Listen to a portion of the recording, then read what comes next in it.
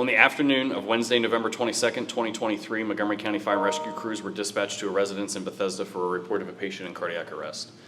Upon the arrival of MCFRS crews, the patient was found to be lying on the floor with family members attempting to do CPR. Family members state that the patient was complaining of not feeling well throughout the day. While the patient was sitting with family members, he slumped over and became unresponsive. Family members carefully moved the patient to the floor and called 911 for assistance. Family members provided chest compressions until the arrival of the fire and rescue crews. MCFRS crews arrived on scene, quickly assessed the patient, and found the patient to be pulseless and apneic. High-performance CPR was initiated, ventilations were supplied via a bag valve mask, and the patient was placed on the cardiac monitor.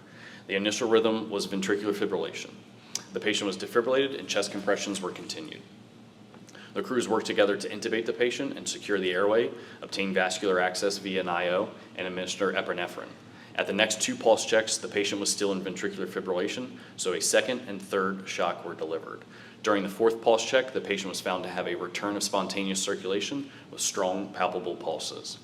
The patient presented with supraventricular tachycardia on the cardiac monitor. As the crews were preparing to synchronize cardiovert the patient, he rearrested and once again into VFib. The crew started chest compressions and the vector change was conducted with the AED pads. The patient was defibrillated. At the next pulse check, the patient had a second return of spontaneous circulation. The crew at that point administered amiodarone due to the bradycardic pulse rate. The patient was externally paced. The crew obtained a 12-lead ECG, and the patient was being packaged for transport, and he began to breathe on his own and made purposeful movements with his extremities. En route to the hospital, crews continued to assist the patient with ventilations via bag valve mask, synchronizing with the patient's own respirations, monitored the patient's vitals, and consulted with Suburban Hospital.